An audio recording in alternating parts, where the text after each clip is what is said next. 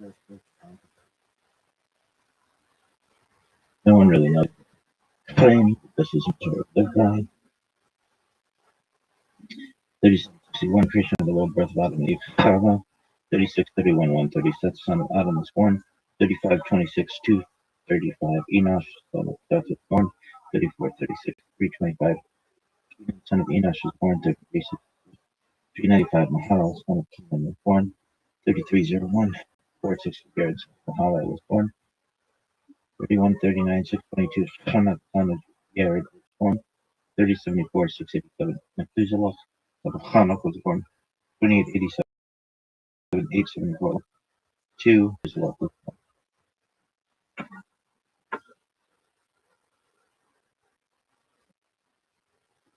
Welcome.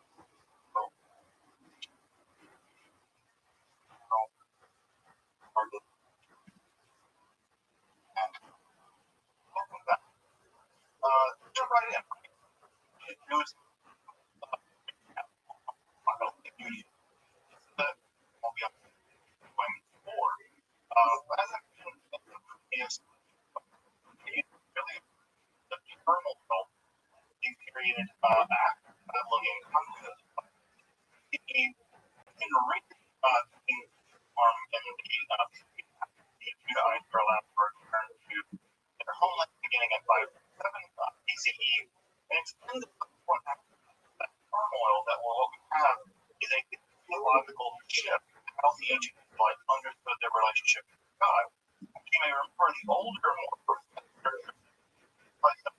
of the bargain, quite out. They weren't all white. And that's a theological problem, right? We have a I remember my mom sometimes telling me, I'll put you into this world, I'll take you out of it. And then I did something bad, you get me out of it. I'm like, I'm going to love, Mom. I don't recommend you do that. But when I got to happen with Israelites, right? God said, look, I brought you into this world, I'll take you out of it. And God is theological with that. What is happening and what is emerging is a new kind of theology and a new kind of interaction. And so rather than like morally to profit, we have a shift where rather than making morally right will have God communicating spiritually, right? God is showing God his kind of thing. Perhaps the most important thing that God is showing to the Israelites is that there's a plan. That everything that's happening is planned. There is a reason why you're suffering the way that you're suffering. There's a reason why wicked people seem to triumph. There's a reason why you've been returned to your homeland after being conquered by the Babylonians. The reason why the Romans, you had independence for a while, and now the Romans have conquered. Why is all this happening? Well, for the apocalypse, there is a plan. Typically, right, another thing the apocalypse also deals in is things like cosmology, right, the structure of the universe, history, why the universe came into being at all. What they're often really interested in is the origin of evil. Why? Because they're enduring a lot of evil. So they really focus on where it came from and how evil emerged. There's a lot of different competing theories in ancient Israelite literature about the origins of evil. Some of those have to do with talking snakes, like special carton, and some of those have to do with angels down to make with women and teaching human beings all kinds of bad things. There are several competing theories about the origin of evil, and of course also apocalypticism is vaguely interested in the future, right? At least vaguely interested in the future, not in the way that perhaps we are now. If you're curious in religious space, we have a whole different term for studying the future end of the world, eschatology, from the Greek eschaton, which means the final things. But not all apocalypticism is eschatology, but all eschatology is from apocalypse, right? Those are slightly different categories. We'll talk more about eschatology. As I mentioned last time, there is a massive amount of apocalyptic literature. I think that if I skip back just a couple slides, right, you can remember here on the page, there's just a library of apocalyptic literature that gets developed, some of which occurs in the Hebrew Bible, most of which does not, right? And then, of course, we also have Christian and Islamic apocalyptic literature. This is a vast amount of literature. And I think, as I mentioned, if you were to take the apocalyptic literature or the actual surviving literature of the Hebrew Bible, there's almost just as much apocalyptic literature as there is other material in the Hebrew Bible. So it is a treasure trove of material, most of which I think most people have never read. Much of which was lost for a long period of time, actually. Of course, the most famous pieces of apocalyptic literature are the book of Daniel 7 through 11. It's the locust classic of the genre. It really sets the stage for the genre. But of course, also in the book of Enoch. Of course, the book of Enoch, as you may know, isn't actually one book. It's about 5 different books stitched together, and there's various kinds of Enochian stuff in there. And in addition to that, there is one book of Enoch. There's 3, right? First, second, and third Enoch. So the Enoch literature alone, first Enoch, I think comprises almost 100 chapters. It is a massive book. So Enoch is a terrible large volume, and of course, third Enoch are also part of that literature as well. So even the Enoch literature is itself really vast. You get down into reading it and studying it. And of course, the apocalyptic literature is marked by an intense use of symbolic visions, and it heavily features what we call prophecy, which is where you describe the current situation in a coded language as it is going to occur in the future. Now, this has led to a lot of confusion, right? Because when you read the book of Daniel, many people now read the book of Daniel as predicting the future, right? This is going to describe the coming war with Russia or China or something. But the reality is, it actually describes the Persians, the Romans. It describes what's going on in their time period. And so, and there's a lot of confusion. And in many way, the entire evangelical world has this intense idea that included in the Bible are the secrets about how the world can end. Well, the truth of the matter is that these writers are describing something in the one day as if it's going to happen in the future. And so that's to, again, a entire genre of theology, what is sometimes end time theology, end time research, logical research. But the original message of that literature was not about the end of the world. It was about criticizing the conditioning ground. You may think of some apocalyptic literature as having a kind of social bent or being a kind of critical literature in a sense of literary, in a sense of social criticism, except for it's happening at a much different register, and happening at a much different register. Now, all right, so as I kind of literature, apocalyptic literature is a great deal of development in Christianity. One might describe Christianity as a form of apocalyptic Judaism, kind of independent, right? You get sort of got a big lofty and shut off Judaism. Apocalyptic Judaism, well organized forms of apocalyptic Judaism, perhaps to the Christian would be the Essene. Judaism, they were probably wiped out during the Great Revolt. In fact, Jesus described how they marched up to battle, massacred, and a couple of the they were counted. So, right, one of the things that's worth pointing out here is that apocalyptic Judaism did not prove popular in rabbinic circles. So we'll get to that. So why that is, and how apocalyptic Judaism can survive internet Judaism, how it is. And part of what's going on there is rabbis have a very I'm just chilling. How about you, Big Dog? is survival. Their job is to make Judaism work after the after. I'm listening to a podcast. Feel free to listen. It's on Kabbalah.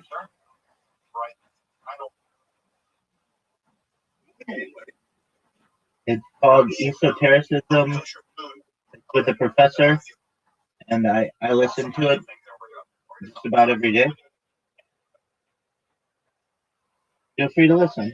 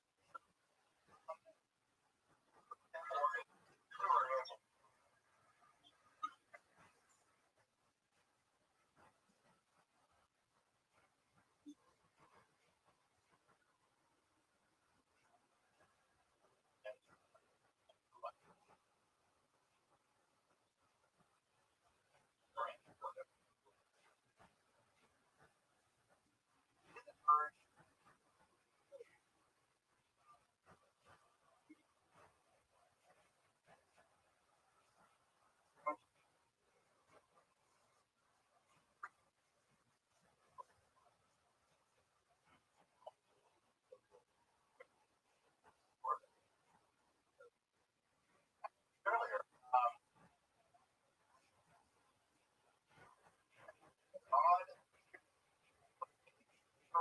God,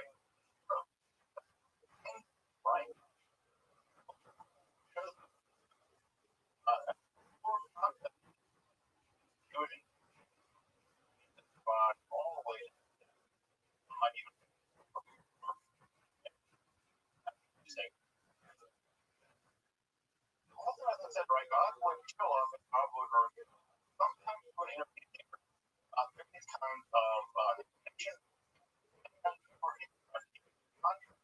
people. So God made Abraham, right? Or Abram at that time, right? This one, great, literally Hebrew. And so God made these four people, collective, like state. And so I needed God to show up us. But they, I get very common in ancient Israelite, in like world. Now, what's going to change, right? What's going to change? Contact with God. Is God to, right? God revealing things to you. What's going to change in the apocalyptic book of Judaism? You're going to go, God's going to take you up into the heavens. Angels going to escort you into the heavens. Show you around the heavens, show you around the cosmos, show you around the throne of God, show you the underworld even right now. How you towards of the underworld. So the shift in the apocalyptic, as God showing you, right, you go to God. And that motion where rather than prophecy told things, as they were reporting it, rather than go on journeys, that's going to be the big shift in the apocalyptic liturgy. The main two events in which this happens in the literature and biblical literature are Isaiah and those two theophany of Isaiah and Isaiah 6, the theophany and Ezekiel are going to be the prototypes for how this is going to go down. But I should also mention, by the way, that the angels or the various other supernatural beings are often seen by the apocalyptic or the prophet are not the angels that you're probably used to. I know most of you probably have in mind the more Renaissance version of it. That is to say, it's roughly humanoid, alien creature with wings, right? Sometimes wings, typically the way it's described in Isaiah. Vision, these beings nothing like wheels covered in eyes that moving around each other in weird ways. People or something. There are other creatures that are stiff-legged, have various kinds of wings, the heads of various kinds of animals. Very, very unusual creatures, and they all get strange names like the coyotes, right? The ones that are alive, or the beings, or the Ophani, name of the wheel-shaped one. So, biblical angels, supernatural creatures, very unlike the cherubic angels that you may have seen adorning paintings Renaissance. Israelite angels don't really appear like that. What's important about the apocalyptic is also what's going to be added from Isaiah and eventually into Enoch, where they're going to be visions of the throne of God. They're going to be taken to the reality, which is God's throne room. They're going to be shown of the throne of God. Well, the throne of God, you can't just like go and a field like Maynard thing, right? You can't get, well, you can't travel, right? And why did you travel typically? If you travel up, because spheres of the heavens, I typically thought of as being 8 spheres of the heavens, and all of these spheres are inhabited by all kinds of supernatural creatures, angels, otherwise, even within these spheres, right? Eventually, you're given access to the palace where God lives. You're given access to a vision of the throne of God. The first thing that happened was the literature with Enoch. Enoch, I was famous because Enoch never died. The Bible records that Enoch walked with God and God took Enoch away. Right? So Enoch is one of the few people in the Hebrew Bible that has never since died. Of course, Enoch along with Elijah or future that never have died. Now, what is happening, right, is that the structure of the cosmos is really.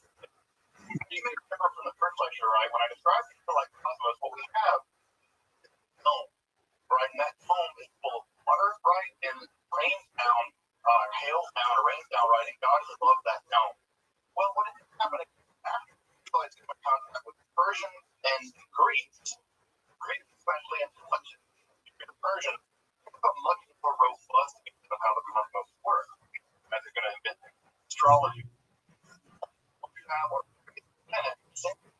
beginning with the moon, all the way up to the planets, right?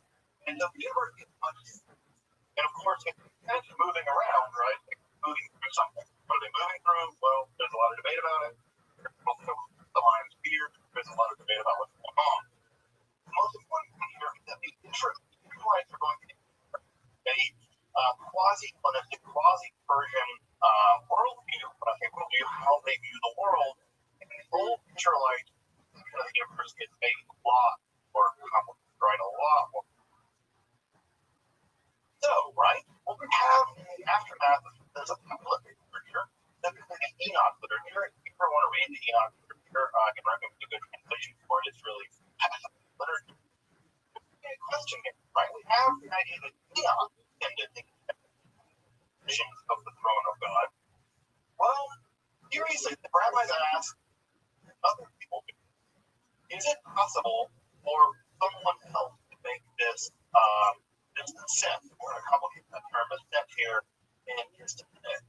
And what's shocking is that they say, yeah, you can go into the heavens and see the throne of God if you make the ascent.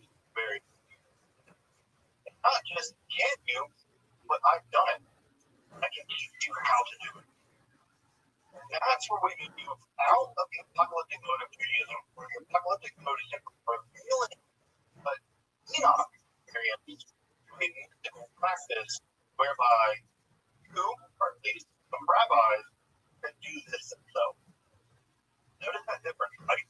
One is literature, the other is mystical practice. And so the of mysticism that begins to emerge in the Persian and then the Hellenistic period, right? This is beginning at the very earliest century BCE, but by the third century, beginning to reach Peter, and of course by the second century is reaching the second century of the Common Era, from reaching it. We typically now refer to this literature, and many of the medieval Jewish folks in the Talmudic period do as well, refer to this as Maaseh. But typically we can mean something like giving up the charity. Notice the word Maaseh in Hebrew has a sense of you doing something, right? You're not reading about it. You're not reading Enoch. You're trying to go on the same journey that Enoch did. And here is this practical form of spiritual journey. Now, this kind of literature is typically referred by two different names, but it always refers basically to the same kind of. One form of mysticism we refer to it as Merkabah literature. The word Merkabah is a Hebrew word meaning a chariot. And the reason why it's called chariot literature is because God's throne is typically imagined to be a kind of winged chariot. Now, if I skip back a whole bunch of slides, right, all the way back to that Persian period coin, let me find the period coin. Remember this coin I showed you guys a couple weeks ago, right? This is probably Yahweh, right? Notice what Yahweh is riding upon. It's a chariot, right? Right? And it has a wing, right? It's not being pulled by horses or whatever. It's a horseless chariot, right? Or whatever, right? Anyway, God's being pulled on a chariot here, right? And this is a winged chariot. Notice it's also God's throne.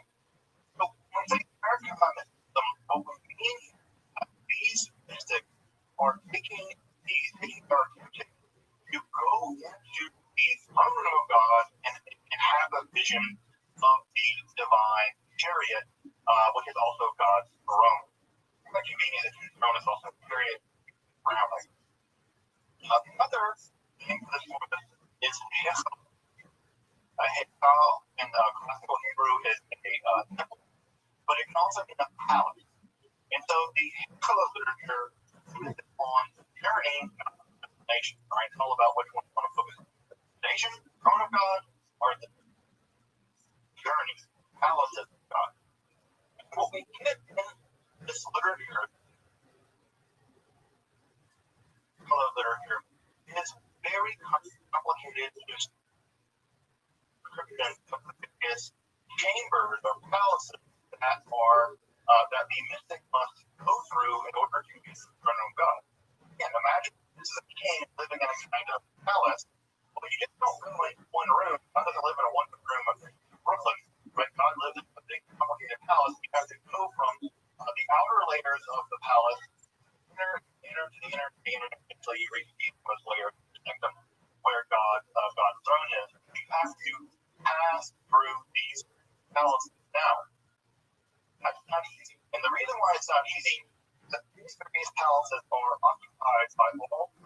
of angelic beings who don't want you.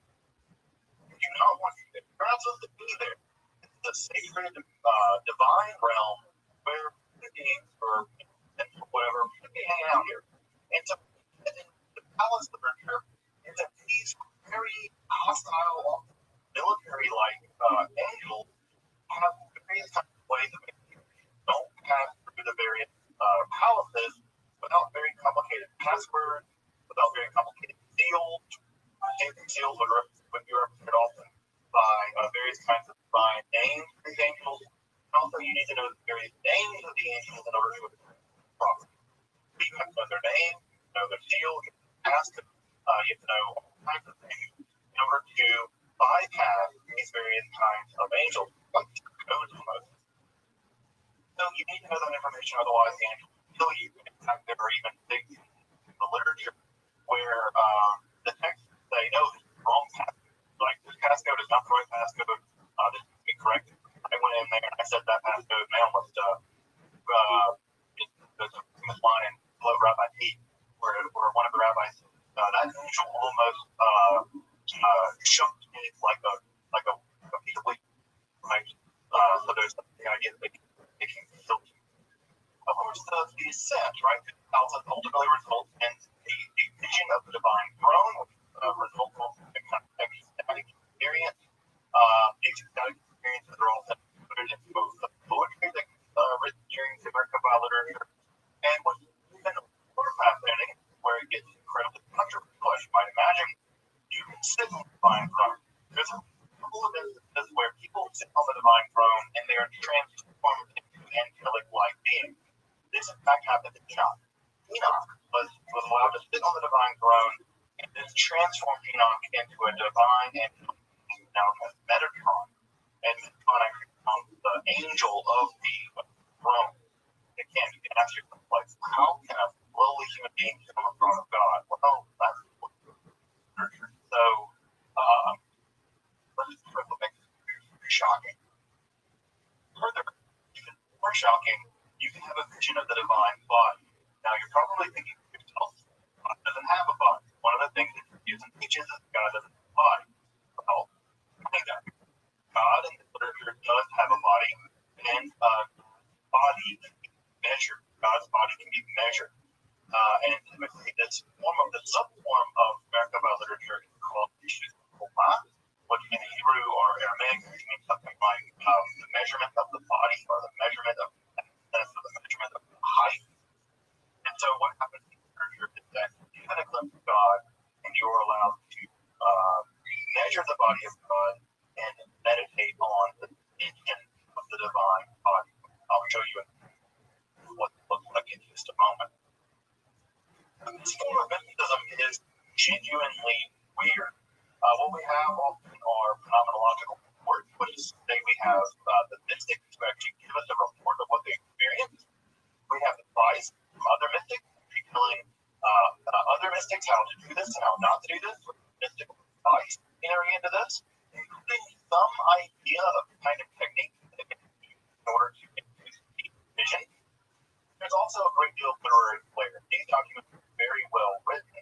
They are intentionally trying to be perhaps provocative. And what we get in these documents is a really fascinating glimpse of how they may have practiced. Also, it's worth pointing out at this point that, for whatever reason, there's still debate about this. For these mystics, for the Merkabah mystics, you don't ascend to the palaces of God. You descend, right?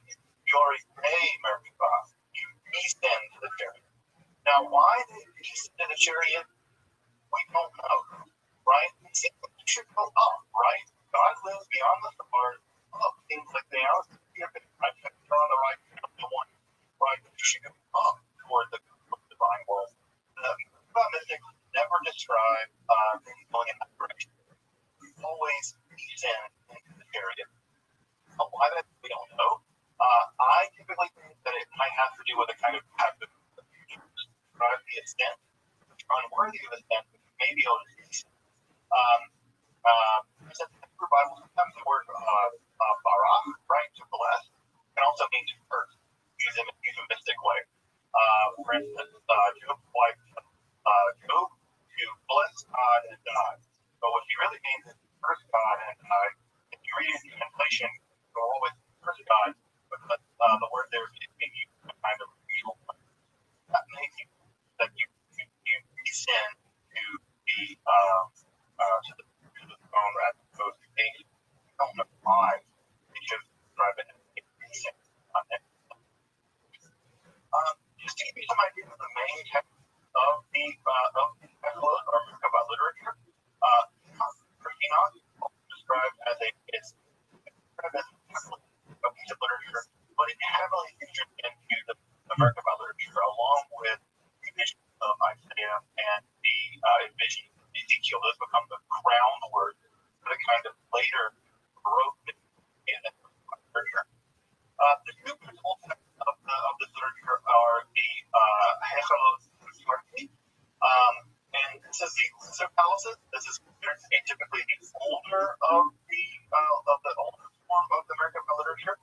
It's a relatively short text. It has to do with the descent of Rabbi Akiva. We have the Hechalot Rabbah, which is the longest text of the Hechalot literature.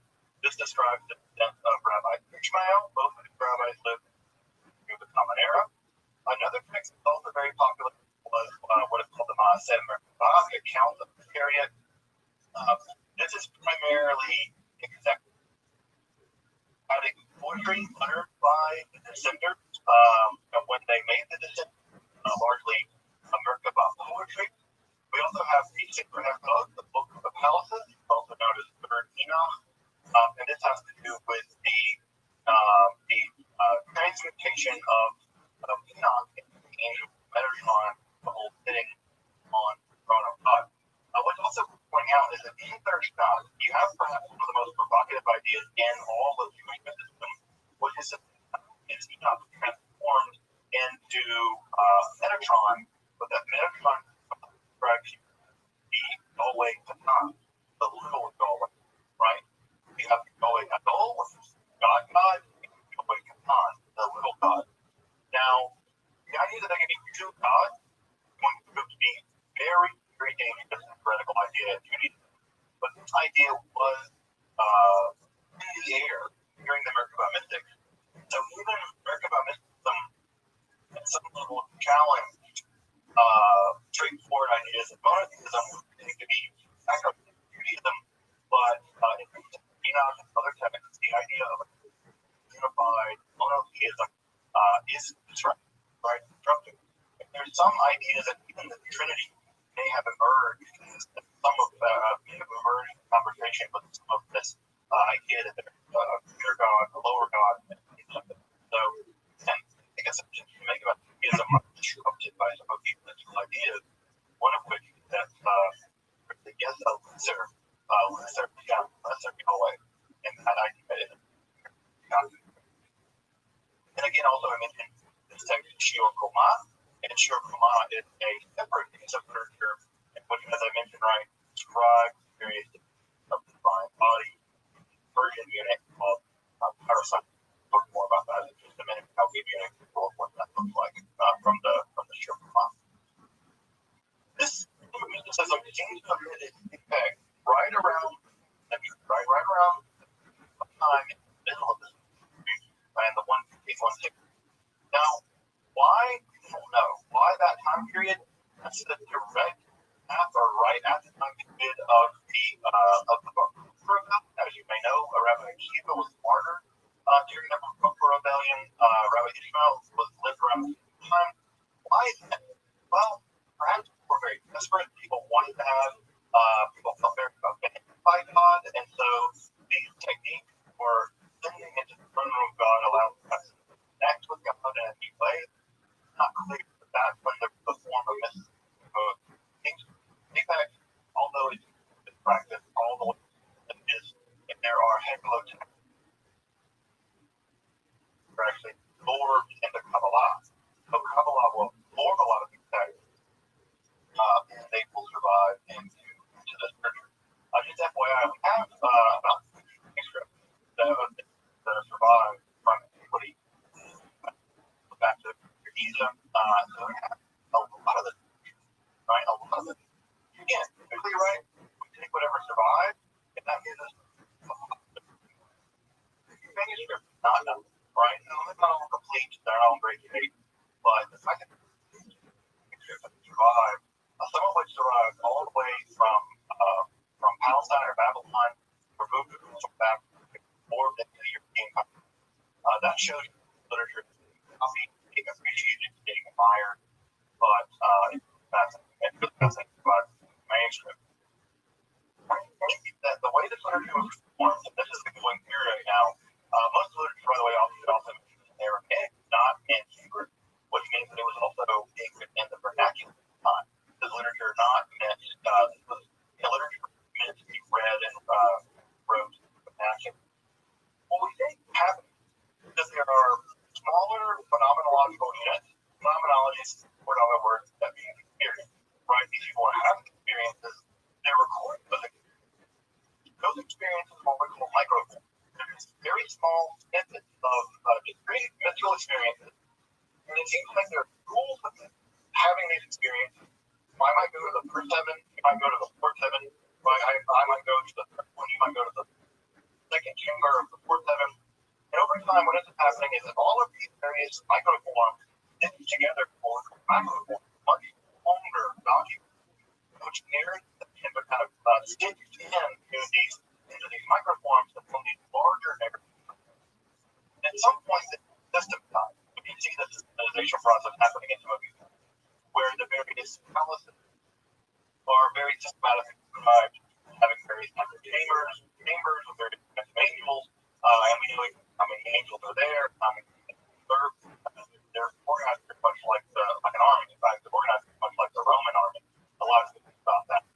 The writers of the text are imagining a kind of powerful army higher in the divine realms, and it mirrors, let's say, the Roman army, which, by the way, also takes the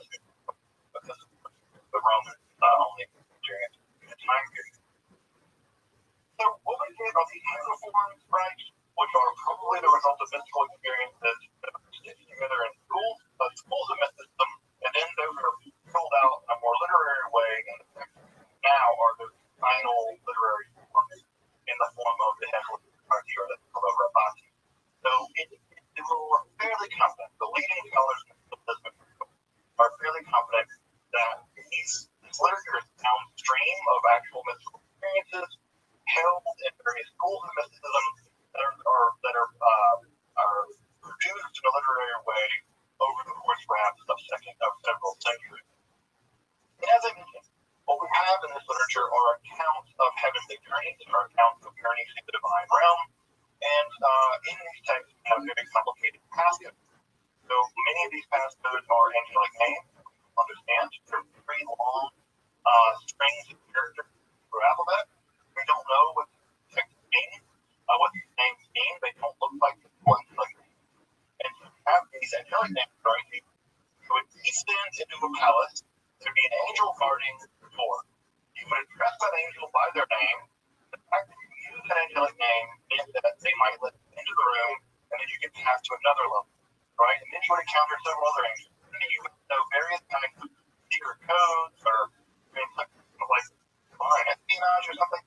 You would need to know some secret codes, and eventually an enormous mass of literature developed of just code of various angels, where they live in the divine realm, how to bypass them. You might need to bring them. You might not be enough to know the name. You might have to bring them things, give them seals, or use them for various quasi-magical devices. But next week we're getting into Jewish magic, and these angelic seals, these angelic magical codes. And what you would do is you would bypass these very fearsome angelic guardians, and you would have visions of various aspects of the divine world. This would almost result in a mystical vision, and downstream of that mystical vision would be a poem, right, describing what you saw. So most of the literature is sections describing the structure of the divine world, lots of passcodes and angelic names, and then hymns, right? Describing what they saw, what they experienced. So there's a lot of hymns and things in this. By the way, actually survived into the Orthodox liturgy, especially for the holidays. If you've ever been to a Rosh Hashanah or in the traditional liturgy, there are survivals of these hymns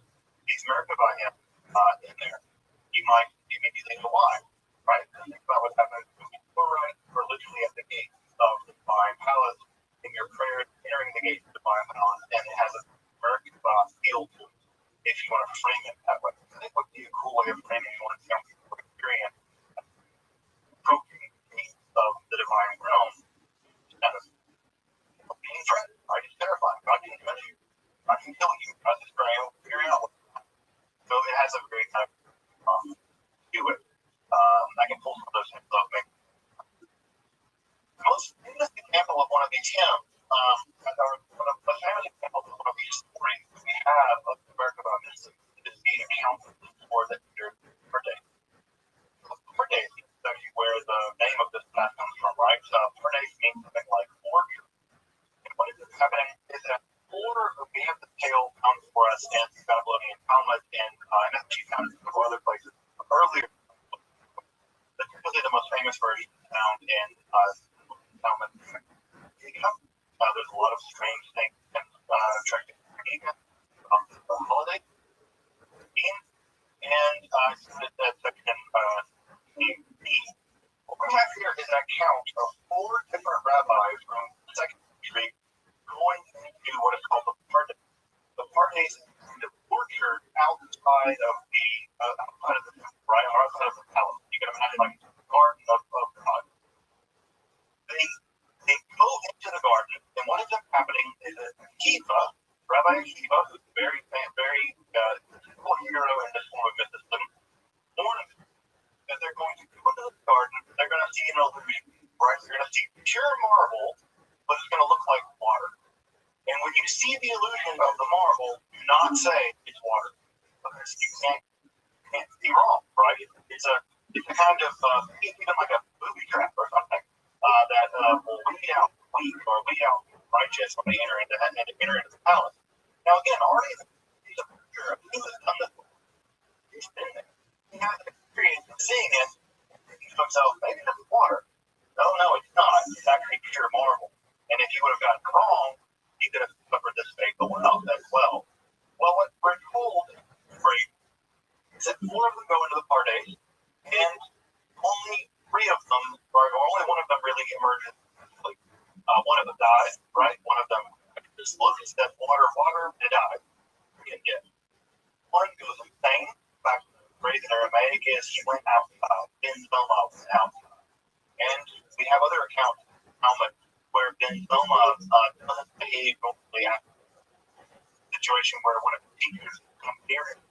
If you're supposed to stand up when one of your teachers comes near you, and Ben Zoma, what's wrong with Ben Zoma? He's out. Right? And the idea is he never came back. He's had some kind of internal mental trauma and never returned from this experience. Even worse is the portrait of Elisha ben Abuya. Elisha ben Abuya is a very famous rabbi tree. What is happening is that Abuya actually bypassed the water in the room of God. He was a very mystic. He was able to make it all the way to the throne room of God. But when he stands there to serve him, he sees a being sitting on the throne of God. Now, from Isaiah, we know that there is no forward, there is no backward, there is no up, and there is sitting in God. God doesn't sit down, right? None of you know from Isaiah about God. So Elisha sees this being, Metatron, this angel, sitting on the throne of God. What does it declare? There are 2 powers. There are 2 gods in heaven, right? There's these 2 beings. Well, when it declares it 2 beings in business, for the rabbis at least, the most catastrophic procedure. And the phrase is usually an issue that this becomes a euphemism for committing heresy. And all of the stories about Elisha, any of which were versus him, the other one, they don't even name him anymore. He's become such a heretic. There are all kinds of stories in the literature where the Oscar, Elisha ben Abuya, doesn't even try to perform the law anymore. So he knows that never get come back to the God, smoke, rose up to the grave. He's already being punished. And he was punished already. But in the Talmud is that there are these angels that were sitting in front of Metatron that punished sitting on the God. Right? He was lashes. The phrase for the lashes is like Dora. Lashes of fire. And this idea of lashes of fire and to become a form of Jewish later on.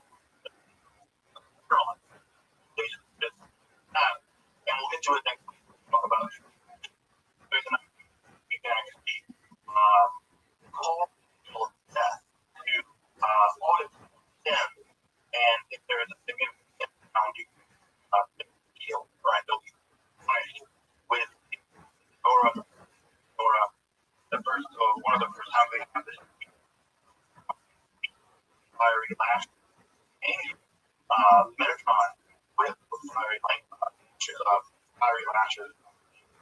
Real.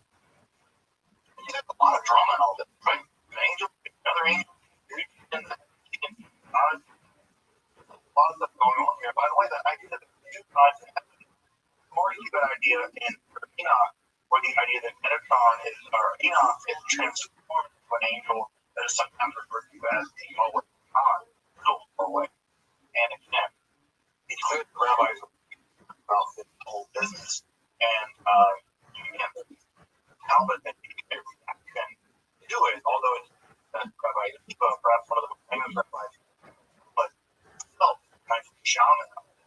He's taking a journey along the way, although his warnings are pretty unheeded and people are going crazy time. Perhaps the most history of America. Thank you. And real way to create he knew a guy who years ago was wrapping up pretty clear reference to some American literature or some American practice. And so Paul himself, right? So he said I know a guy, he's almost referring to himself. Like Paul, they have been some kind of American practitioner, maybe teaching the president, right, on the road. Experience, right? He said Paul is various things, going into research. He made himself a practitioner of this form of system, and perhaps if a famous rabbi, Howard Heaven, it's not that unsurprising that Paul would have thought perhaps what he's seeing, the resurrected Jesus, was also a kind of God, right? We have two gods, right? We have Jesus, divine Jesus, Christ, you know, the Father, right? That's two powers. How would you call it? Well, this idea of two powers of heaven already real at some level intervention Judaism, that when we see the notions of the Christ could be God, the Father could be God, this idea is not so out of how possible, right? Now, I say possible, I don't say acceptable. Rabbi is really a problem, but people have years of time, right? At least in the culture at the time.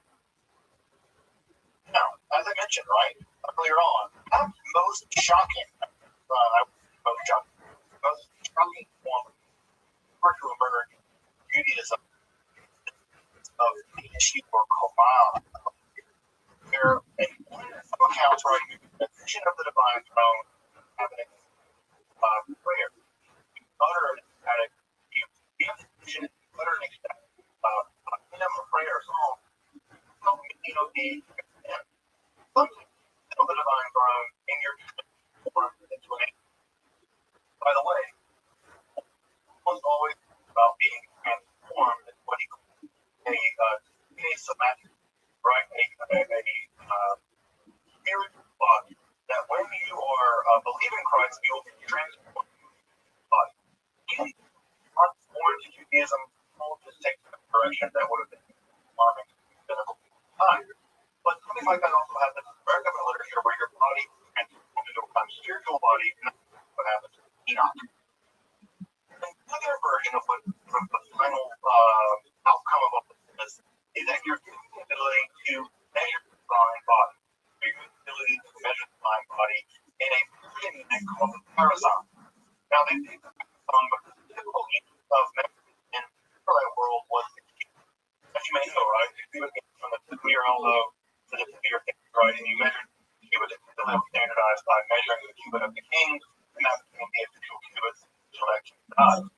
Well, the parasong was a much larger unit of measurement, and it was about, we would say about 3.5 miles, right? About 3.5 miles. What we did in the or Koma literature are measurements of the divine body, along with the mystical or perhaps magical names of the various parts of God's body. So we produce here a translation from the Shiur Koma, right? So we have the right and left eye, right, of God. We have the name of God's right eye, right? We have the name of God's right eye. We have the other name of God's left eye. Now, you might be curious about why we have it spelled A-Z-R-Y-Y-A. That's because it'll be Aleph, Lion, Resh, Yod, Yod, right? Now, you might be asking, why did you translate it out? The simple answer is, you have no idea what these words mean. They're not Hebrew words, not Aramaic words.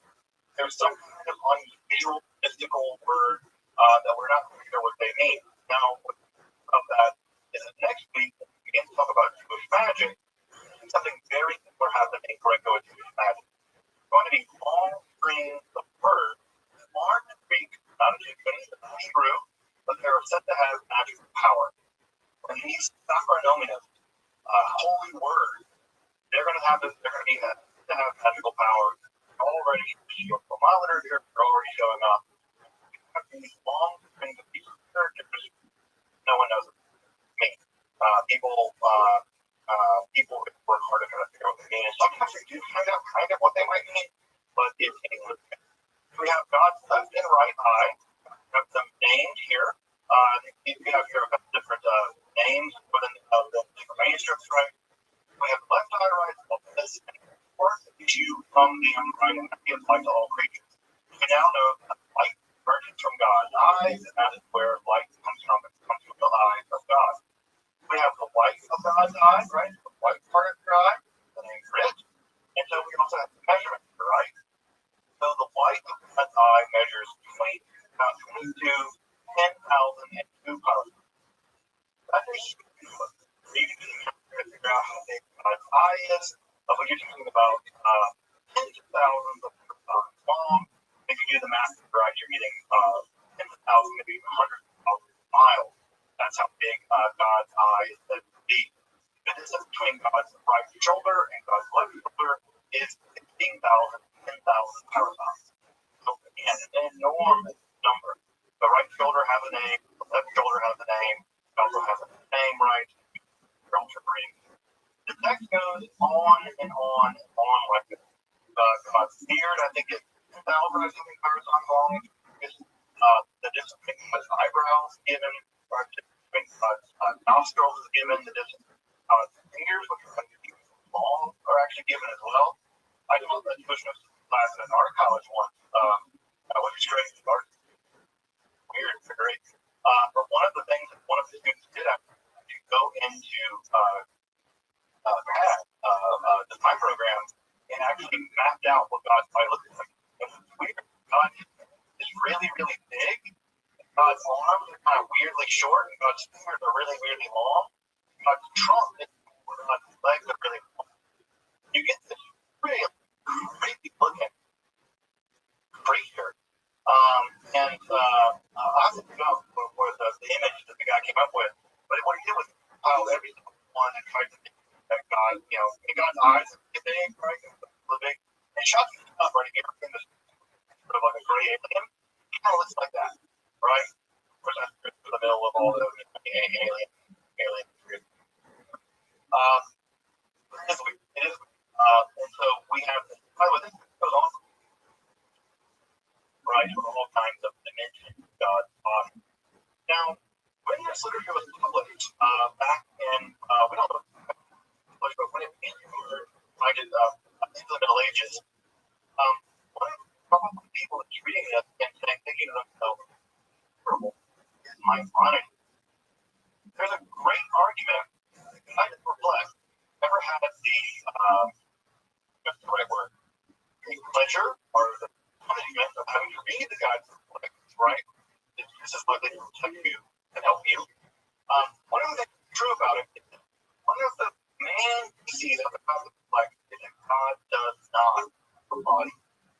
And that what Maimonides does for the vast majority of that book is spend time going through every single metaphor of God's body, God's hand, God's eyes, God's legs, God's finger, whatever. And Maimonides goes through every single time the Bible describes God's body and shows that it's not to be taken literally, it's to be taken metaphorically.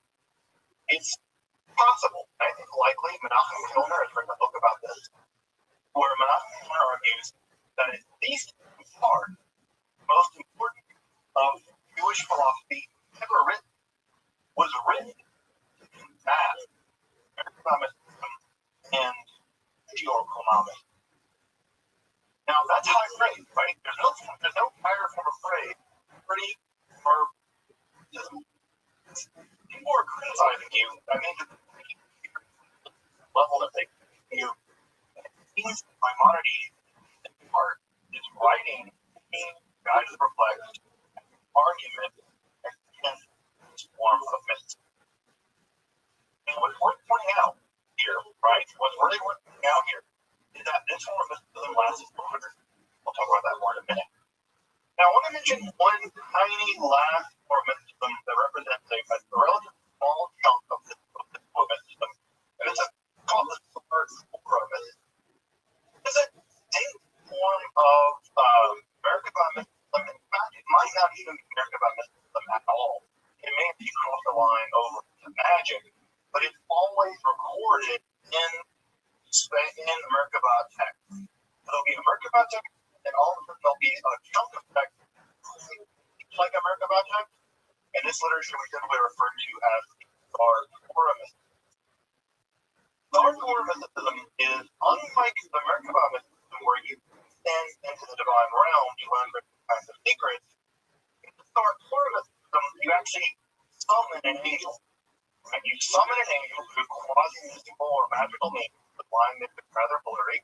And you summon that angel, and that angel is called the Torah. Torah means prince of the Torah. And this special angel comes to you. Notice here again, we're doing something different. Rather than going to somewhere, we're bringing a being to us. And what ends up happening is that the Star Torah comes to you, and the Star Torah teaches you rapidly. Teaches you all kinds of rabbinical lore, everything from rabbinical law to various kinds of secrets.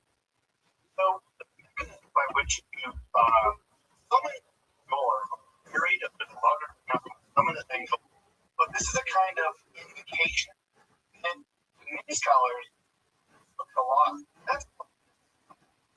It's not about you having an experience, but it looks a lot more like magic. Summoning being provides you something.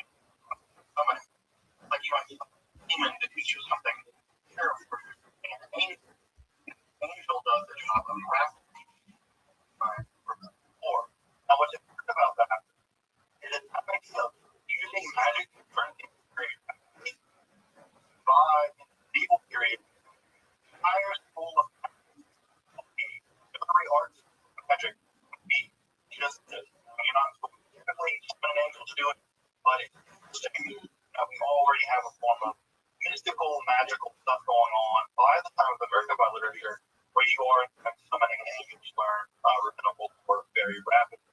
And you have rabbinical lore to appreciate the fact that you might want to, not have to study all day or to learn it. So this Star Torah literature, as I said, right, crosses the line probably into Jewish magic. And that's what we're going to pick up next. We're going to begin to pick up with the earliest layers of Jewish magic, what the Israelites thought about magic, what the rabbis thought about magic, and we're going to look at some magical devices that have entered into Judaism and thrived all the way down today. It's worth pointing out here that the Merkabah, or the of mysticism, would be the dominant form of or majority Jewish history. Jewish history. We think Kabbalah as being the dominant Jewish history. Kabbalah is only about 800 years old. If you say when you began sometime in the history, that's only 800 years old. This form of mysticism has existed all the way back probably to the 2nd century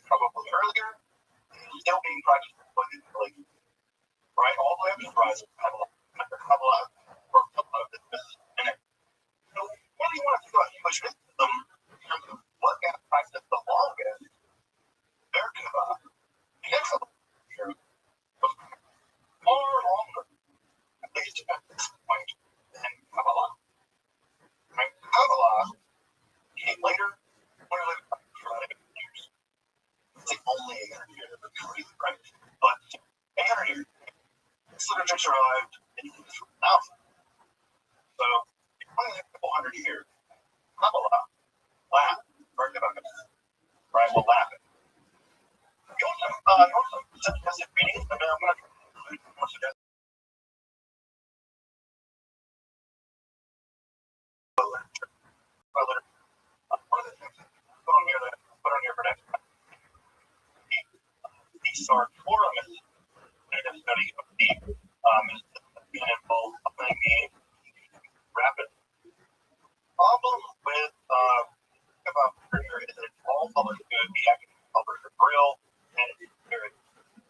So you need to have your library card, and from my library, like the university library, I'm going to read some of this. Although there are some old definitions of over about these online. If you want to get into them, and later folks will need to put it in the chat.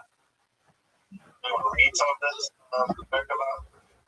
But I'm specifically here for various studies of both the literature itself, but also studies of the entire form of and so links to I can jump out among the answers. I can jump out a couple of folks you can check out measurement physics, the large American population. So now this week, right, we have a bridge. And that bridge is going to connect us to Jewish magic. We're going to talk about the connection with Jewish magic. We now have a bridge to Jewish magic. And Jewish magic is going to be a huge part of Jewish business. In fact, talk about Kabbalah Ma'asit, right? Kabbalah Ma'asit is just practical Kabbalah, doing of Kabbalah, practical, is in fact the code word system level for Jewish magic. It's to that topic that we will turn to on Wednesday. Really about 3 days from now. We'll turn to that on Wednesday with Jewish magic. Welcome back. Thank you for joining me as I explore more Jewish Kabbalah. Again, if you'd like to support my work, I'm providing simple, free, and scholarly content on topics Kabbalah, alchemy, and the cult of magic philosophy. My work on Patreon, or perhaps a one-time donation. You can see those links below. I'm Dr. Justin Sledge, where we explore in history, philosophy, and religion.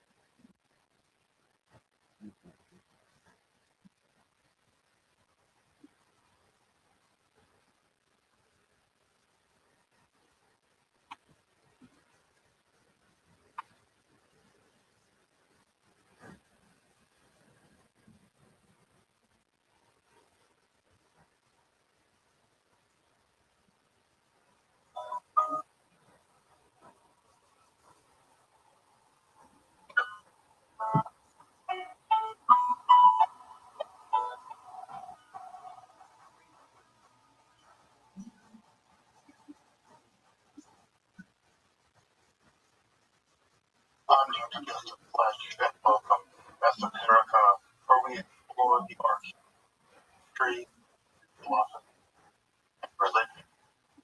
One of the most difficult aspects of art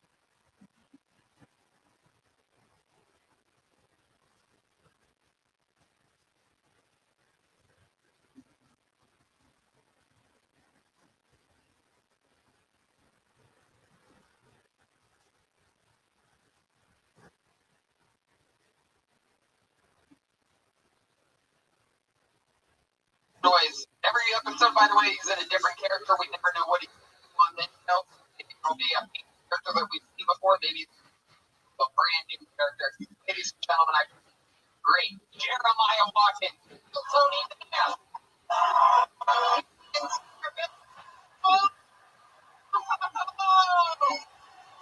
Standing ovation.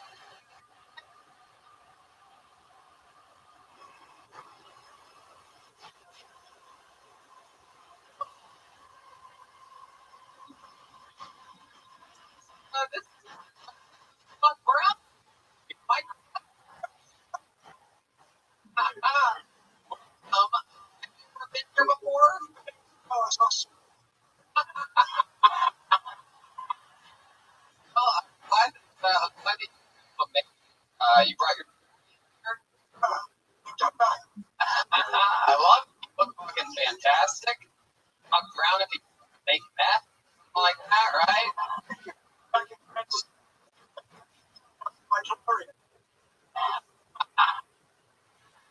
What would that mean?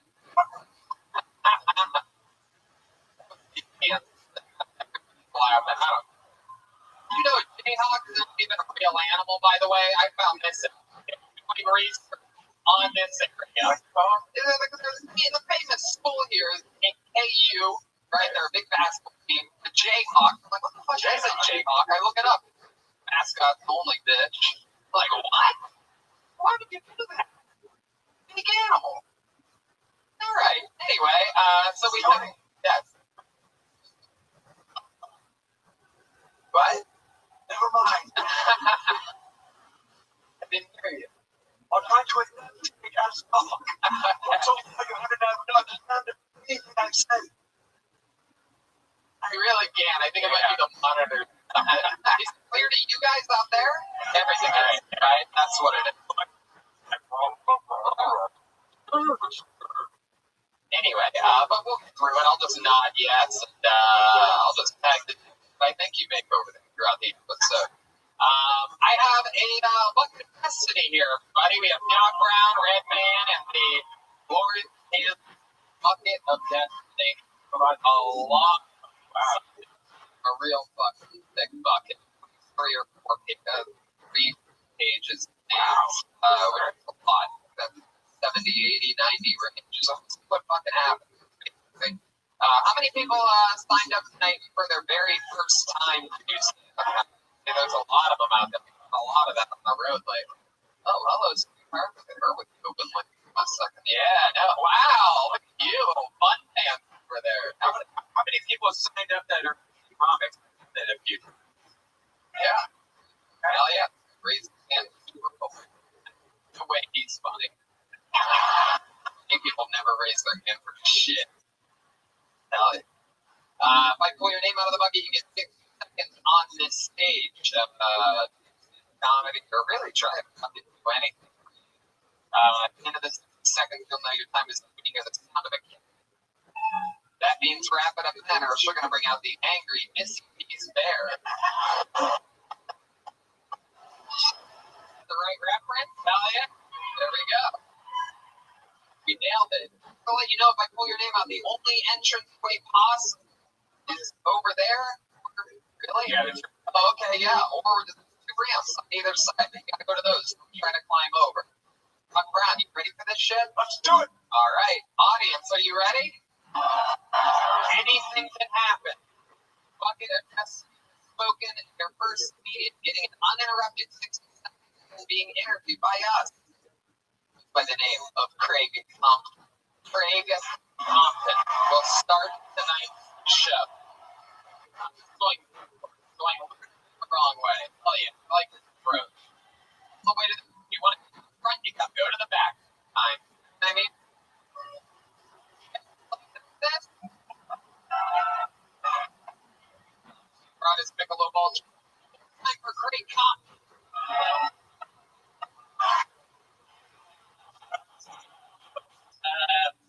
90% of drafts are sexual. I haven't kept that long. I want to show it off too. All right. But at any given time,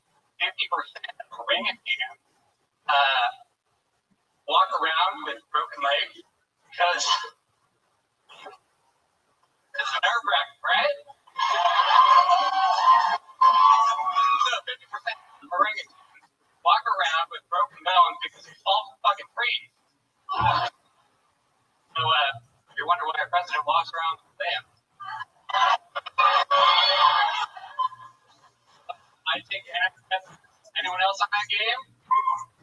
Lex Rose. Okay. Who's Zach Rose next? All right. The one side effect of Lex Pros had you overproduce sperm. Another side effect of Lex Pros that you have suicidal thinking. So I made a. Wow.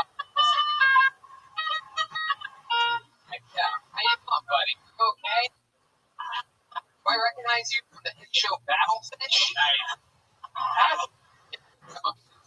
On Netflix. Watch it.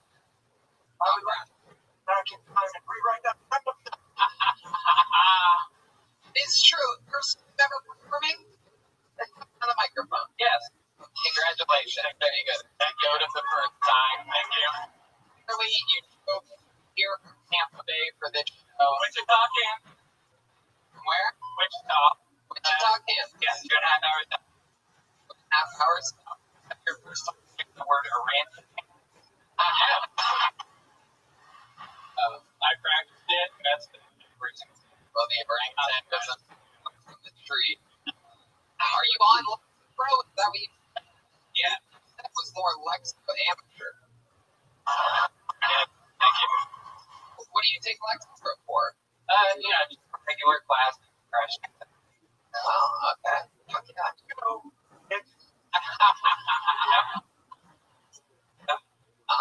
How long have you been doing what? No, I feel like every time I say bro, but how old are you? 26. 26. Don't look at me over 40. Thank you. Thank you. Thank you. Look like the street pride parade. Anyway, what do you do for work? I am an analyst at a company. An analyst? Analyst. Okay, I thought that's why you did all that fucking horrible animal shit. Analyst. An analyst at a construction company. Yeah. What do you analyze? Calling women as they walk by. Hey, yo, pussy! What do you analyze? Money. Playing how people spend. Wow.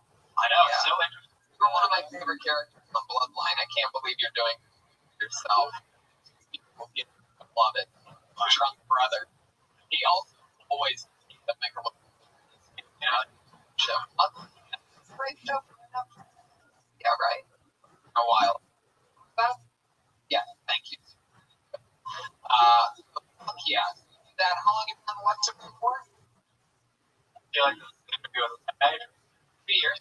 Well, maybe it is. It's like I just motherfucker. You want to talk about Lex, bro? I want to talk about it here. Let me ask you this. Did you go through a breakup about 2.5, 3 years? Yeah.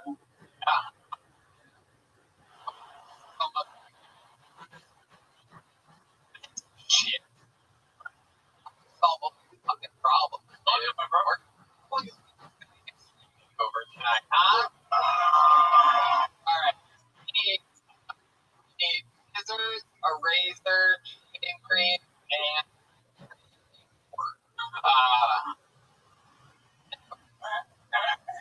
plus have you been on a date? Years. 3 weeks ago. How'd it go? You broke up there on the first date. Very good. It's like, you know what? I think we should chill people right now. Yeah. Why'd you break up? Wasn't into it. Had other things to do. Other things to do? You just said? Yeah. Like what? I just bought a Porsche and I'm just like fucking everyone, so yeah. Car? Oh, nice. Good for you. I'm ready to get out on Turo, which is like Airbnb for cars. Porsche. Somebody have it right now? No. Right this middle thing. I can. Oh, this really. So I read it on the. Want to take the brand new card, but yeah, that's what the car is. Fuck Moby.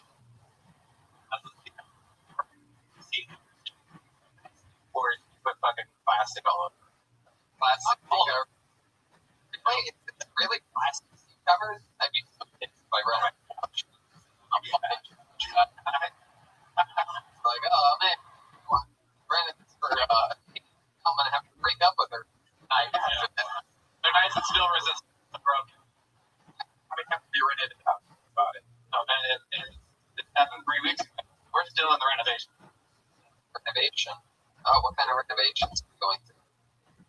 Putting it on Lexapro? Yeah. Basically, yeah. Man, any fun facts I should know about you? Interesting about you? You know, like any hobbies or anything like that? Or One leader.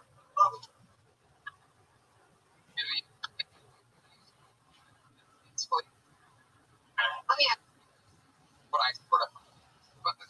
Let's talk more about this broken heart. So it's that one. She Yeah. and it just sort of left it high and dry, right? She already had another guy, a trainer, something like that, or her boss, or I close down. But she did have another guy on. That broke your heart. Felt like you never recovered. You do anything to try to help yourself other than take Lexapro? Like, do you do anything to help your heart and your mind? Think you'll ever have people in love like you were with again? Honest question. Existential. Honest, the more honest your answer, the better. Do you think that you'll fall in love with someone that much as of right now? We all know the answer, but we're interested to know what you think right now. Ever think you'll love someone as much as you loved her? No. Beautiful answer. Because I am just like, I'm on it because like single, my thing. And so, No one, if you've ever been, that's all that fucking matters. Keep renovating that Porsche. I'm telling you, if you ever see that around a Porsche beautifully masturbating, you can saw him here on Film, which is why my book about Lexapro called Broke. you really wanted to finish that joke, huh? That's a shame. You got laughing mother by it. You're like, wait till the end of this. Ryan. You don't just laugh like that. You're trying to go back to the future, Doc. What do you think about that? How about another hand? You got it started tonight, ladies and gentlemen. Great bye. Like that. Always Craig on Twitter. Hey. I've been girlfriend so much happy. Oh, yeah. Yeah. Talk. 7. It's the starting of 5. In the trunk of the block. Beat up. Anyway, all right, pull another name from the bucket. Nick Noyce, your next comedian, Jeff Kelly. Jeff Kelly, everyone. Here he comes. Got a good stride. Solid and steady. Arms up in the air. He's excited about this. Just walking to him. Here he comes. One more time for Jeff.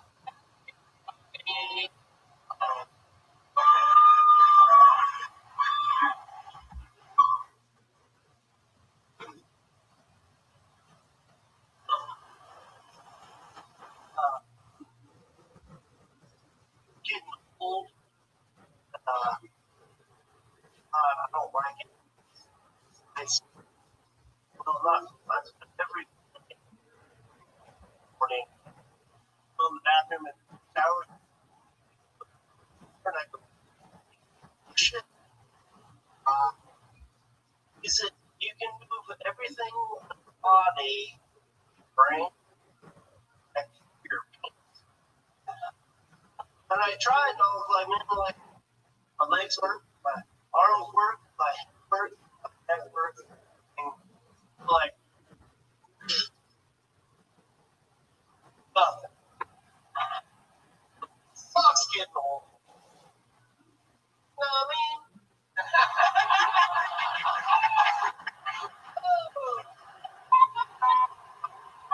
Look at that. 10 seconds. Let it be slam with a hard pumping. Oh, wait. Absolutely. How long have you been coaching soccer? Season. Hell yeah. Style stuff. Stand up? First time. How about a hand for Jeff Kelly? Time. There's go. Know that here on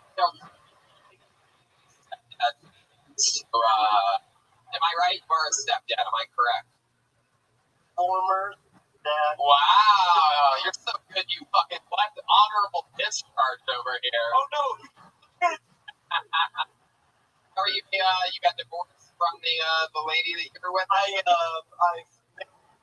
navigated my way through like getting married and never having kids. But you did date a woman that had kids for a while? Oh, absolutely. Lot. Fucking horrible. Heck yeah. It's the hardest thing. You can't love somebody else's automatic. And they go, you got this is yours. And I'm like, You have a new job, my friend. How it goes.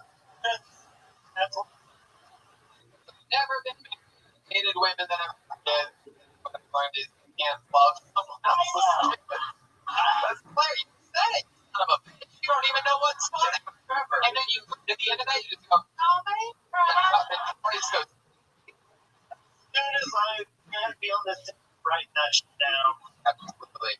With one hand tied behind your back, crossing your finger. Gonna write that down, are you? Tell us more about you. What do you do? I make barbecue in the city. You make barbecue. You have what is the place that you like mention? Like a shout out? But that's I don't want to start a gang war or anything. I don't know. You're doing a little dry rub right now. It's in your pants. My bad. Barbecue chicken, everybody. We're motherfucking hands. Oh, the spotlight for a barbecue reference. Really, tell you, work at the barbecue restaurant. Why don't you drop his name right now? It's been hard. I mean, you can't I don't know. hear for his job right now. No, it's not. Oh, these people all live in Kansas. And a big plug. I spoke to me. This is what I fucking standing ovation. Like, Brown knows about your barbecue show. Fuck yes. Heck yeah. Wow, you're smoking the meat, huh? Well, Wow. guess who's taking up for the show tonight? Yeah. That's not gold. Fuck yeah. You can't get hard anymore, huh?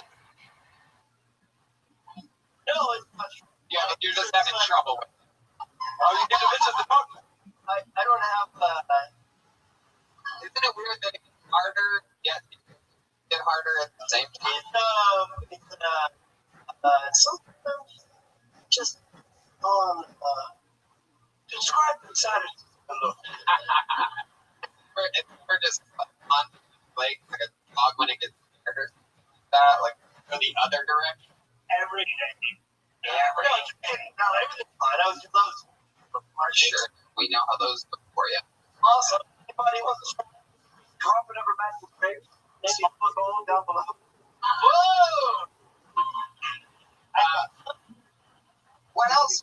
What do you like to do for fun? You're not. Seem like kind of guy that go cards backwards or something like that. I do. I have a collection of cards. Okay, answer the question on it. He's trying to learn frog right now live in front of everybody. Yes, actually, it's funny you mentioned that. I do race go karts back and forth. Club it. I don't really on that work too much. Work too much. What? How about after work? What do you do after work? Drink. Yeah, what do you drink a lot? Drink with your crew? I like Beer. I like to smoke marijuana.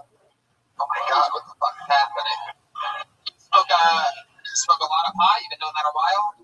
Not legal here, correct? Not a while, actually. I'm a new smoker. I've only been smoking for about 3 months. Is that talking? Shut the fuck up. Open hand flat policy for anyone you see just randomly talking loud on this show. Just around a little bit. Permissible. Jeff, how old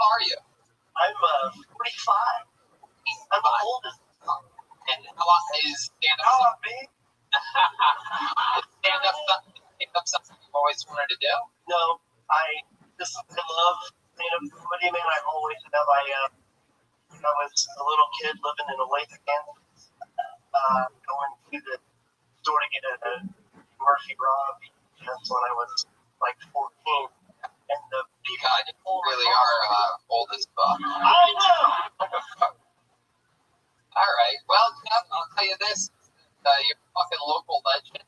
Not really. Yeah. Place went crazy when you said what you've been doing, what you've been doing. It's like you're really great.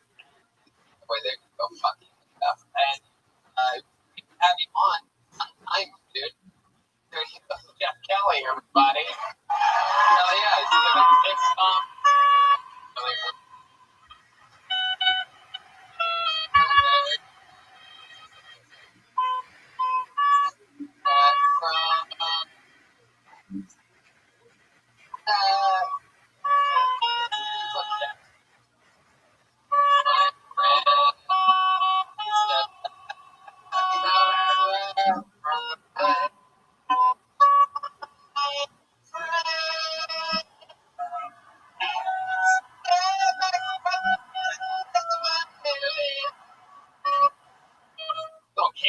Well, in Kansas, how about that, huh? Dust in the wind. I pulled another name out of the bucket. Nice next in Carl Finlay. I'm okay. Carl Finlay. Got a nice stride, a nice steady. How many you like the comedians on the show? How many you like comedians back? I present to you Carlton Kinley. What up, Lauren?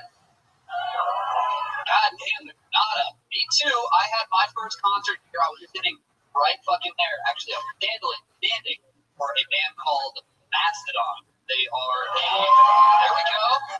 People ever had that show? I can tell it from you.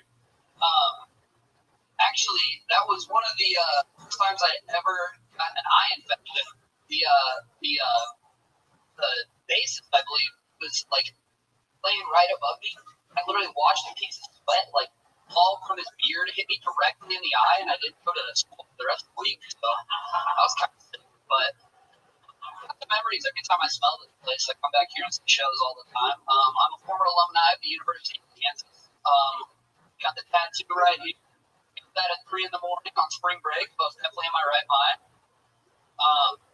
That's actually a lie. It's actually my name is Carl Kinley, and I needed to get the third K in there somehow just to show my allegiance. There you go. Carl Kinley. Dropping a little racism there at the end.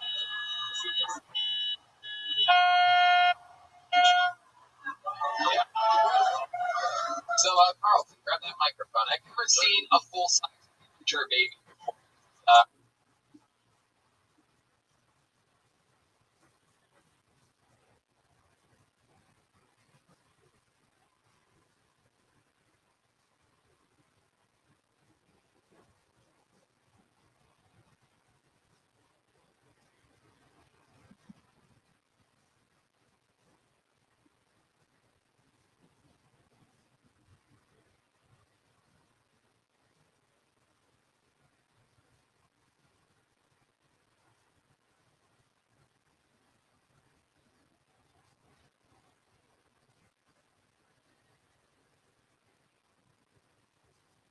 Pretty exciting.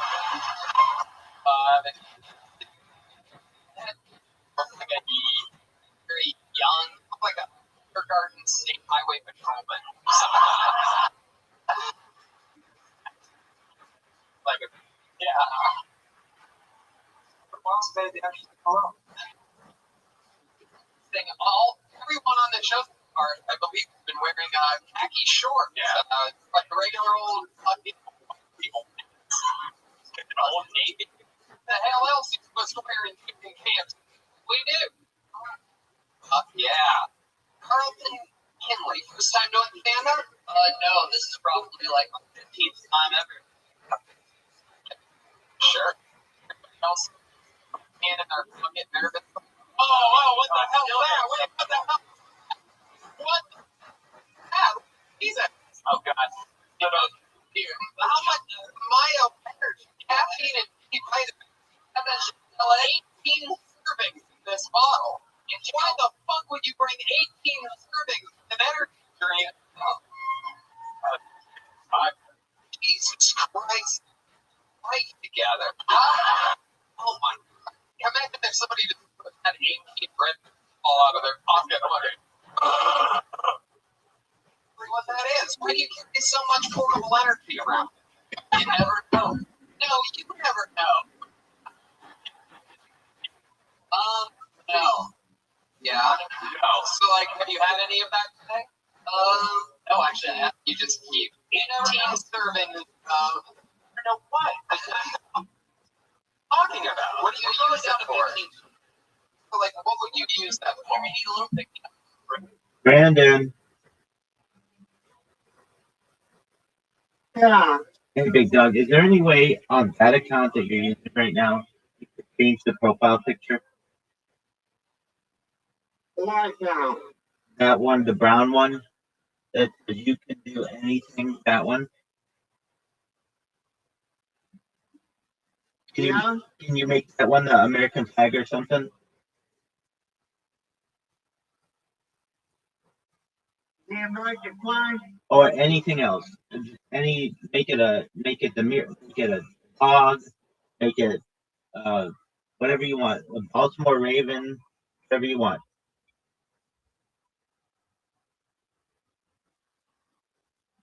I'm trying to change that now. Excellent, my friend.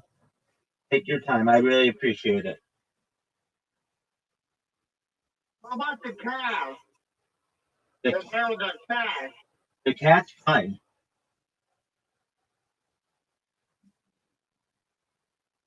I got what this one. I'm out there.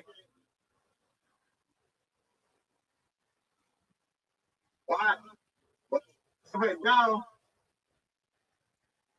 Did it go? Let's see.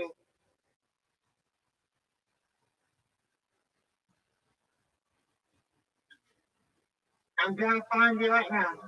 Take your time. There you go. Amazing. I love it. Thank you. I love Michael Jackson. Thank you. You're welcome.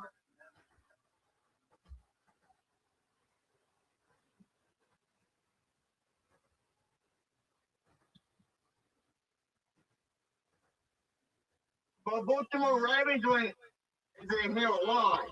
I love it. Almost football season, my man. Practice is going to start in 2 months. That's how it happens, my man. I can't believe my team is starting back up. Yes, sir. Yes, sir. And you, my friend, are going to hopefully be a very happy fan because they will, Yeah, why? because they're going to hopefully be good this year. Yep. Hopefully they'll be good this year. Yes, if you got, hopefully when they got new player, and now that we get, I'm trying to win a ring to go to the Super Bowl. Yes, sir. I'm praying on Twitch. But helping us living here, he's trying to get that team to go to bring a ring to go to the Super Bowl. Very cool. And it's just for that team. I'm just for that team too. There you go, big dog. That's only single Baltimore. Hang in here. There you I'm go. trying to I'm trying to get everybody to put the Baltimore Ravens. I think everybody is, my man. Yep. What I'm thinking is a rumor I heard I don't know if it's true, but Lamar Jackson is no longer with the Ravens. Lamar Jackson's the quarterback. Well, I heard rumors that say Lamar Jackson is no longer with the Ravens. It's, he's their best player. They want somebody has said, what if it's said, they play us, Jimmy. What about your camera? It's a further start camera. Okay. Yeah, he's still the quarterback, but he may have some issues because of his contract. Yeah. What about if it's camera on my end? I say further start camera. You hit the button that says refresh. I hit try again. And I say further start camera. Okay, on your end, hit the refresh button, and then try it again. I'm the cord out on my phone. Oh, that's probably why. I'm not delivery and rejoin. Okay, do it and see if it works. I'll be right back. Okie doke.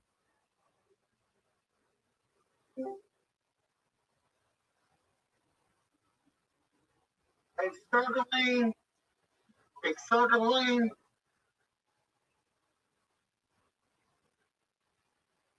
It could just be because It's all doing is circling. it could just be because it's on your phone, and phones aren't as powerful as computers. Further start camera. Okay, no big deal. I'm sure it's working on your computer. Go look at your computer. It's working. Oh, it's working on my computer. There you go. So it's just something with your phone. It's still with my phone. Most likely. Yeah. All right, big dog. I'm gonna use the restroom. I'll be right back. All right.